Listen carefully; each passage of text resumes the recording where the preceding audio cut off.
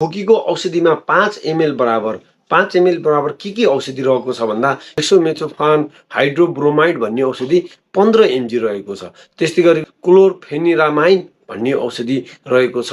त्यो